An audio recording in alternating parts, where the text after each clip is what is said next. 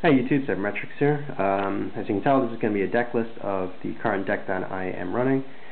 Before I do start, I'm going to give a shout out to the 5Ds Master. His link will be below in the description. I made a trade with him last week and he sent out really quickly, and I promised to give him a shout out, so here it is. Very trusted, he sends really quickly, so check him out. Before I get to the actual deck list itself, just want to say that I've been running this for the past 2 months. Since I stopped X-Sabers, and I've actually tweaked this a lot since. I actually started out with, I think it was Mo Brantley's deck, when he top 16 in YCS Philly. He was running, I think, triple pots, 2 Diamond Dudes, Decrees. I just, for me, my playstyle, it didn't work. So I've actually changed it to my own kind of playstyle. So here it is. I'll explain stuff which needs to be explained. Stuff like Dark Arm, doesn't really need explanation. 1 Gorz, 2 Caius. Caius is just too good this format. Gets rid of Dark Souls, Stratos, Diamond Dude. Prodigy, I really want to explain this. For those who don't know, this basically, if you control no monsters, you can special summon it. One thing there's actually a lot of things I like about this. One, if you have a dead Caius in your hand, this basically frees it up so you can special and then tribute for the Caius. So that gives you an extra option. Also, if you have a dead Mal in your hand, you can just tribute for it, and you get to draw at the end phase, so you get back the minus from the tributing. So that's good. And also, this also gives you an option of going into the Colossal Army Arm loop. Because this with Diva and Mali and Grave means you can go into both an Army Arm and Colossal in 1 turn. So that's pretty good. 2 Malis, 1 Tomato. I really just don't like running 2. For 1 for space reasons, and 2 in case you draw 2. I just really don't like that. So I've kept it at 1 for now.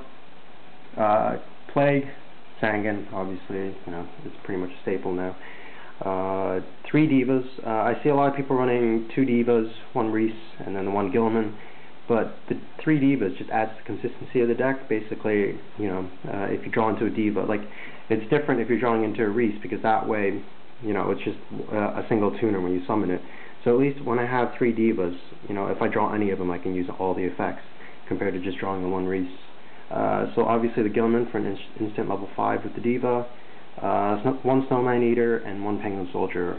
People usually run 2 Snowman Eaters. I don't see many people running Penguin Soldier, but I really like Penguin Soldier, because it gets rid of a lot of big plays, like if they've got big synchros on the board, and you've got that set, you can pretty much minus them that way, compared to the Snowman Eater, which can't get rid of Stardust, whereas Penguin Soldier can. But yeah, that's why I run basically versatility of having both, so you have the options. Onto the spells, you got 2 pots, not 3, because I'm not running the Diamond Dude kind of turbo version. As you can tell, I'm only running 1 Diamond Dude. So 2 pots, it still adds the consistency of the deck, so it's all good.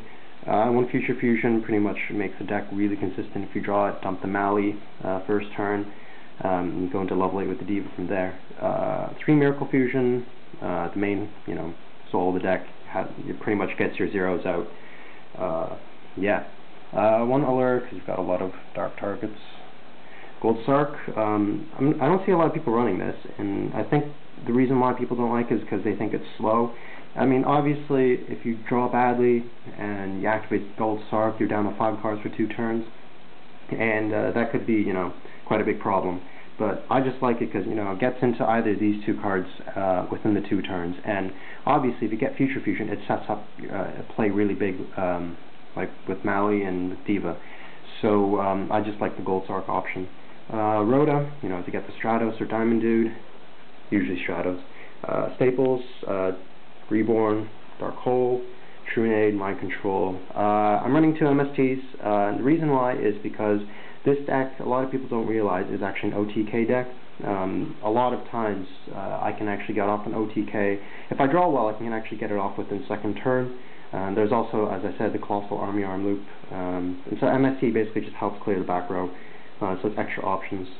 1 Book of Moon, it's kind of weird, I know, but the reason why is just because I couldn't fit it. I actually wasn't running any books before, but I kind of thought I need more protection.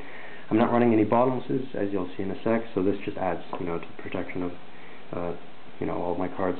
Onto the traps, 2 Solemn Warnings. This format, I prefer to run Warnings instead of Bottomlesses now. It's not really a replacement, but it's still defense compared to Bottomless.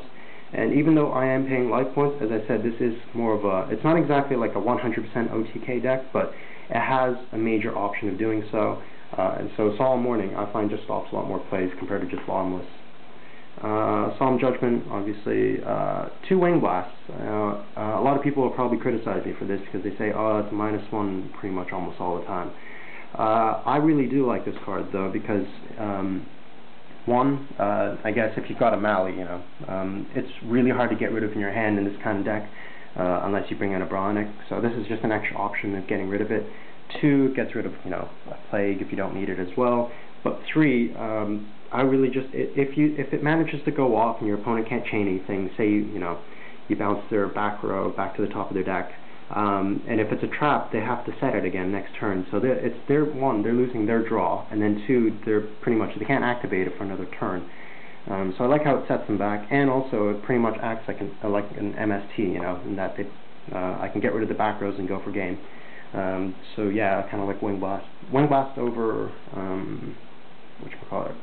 Raigeki Break, just because it gets rid of Stratos as well. Finally, Torrential and Mirror Force staples. One second, actually, I forgot my extra deck because it's still in my deck box here. I'll get my side deck first just to show you. So here's the side deck. 2 DD Crows. I usually like running Crevice, but this format, DD Crows, I guess for this deck as well. 1, it's an allure target, but 2, as you can tell, I don't run many traps, and as you'll probably see later, I actually side into Decrees as well. So I can also, this gives me an option of siding into Crows as well if I side into Decree. 3 Doom Cows. I really like Doom Cows. I've been siding it pretty much in almost all my side decks now. The reason for that is it's just really versatile. It's really good against Glads. One of my favorite plays against Glads is first turn. If you know, if you don't want to go really offensive, you can actually set, you know, the Doom Cow and say they attack with even Laquari, pretty much the biggest card, you know, without a Test Tiger.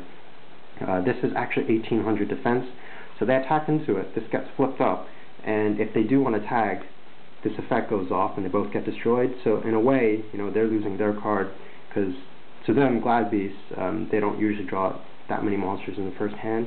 So I really like Doom Cow. It stops, you know, a lot of Light Sworns as well. If they mill, stops them.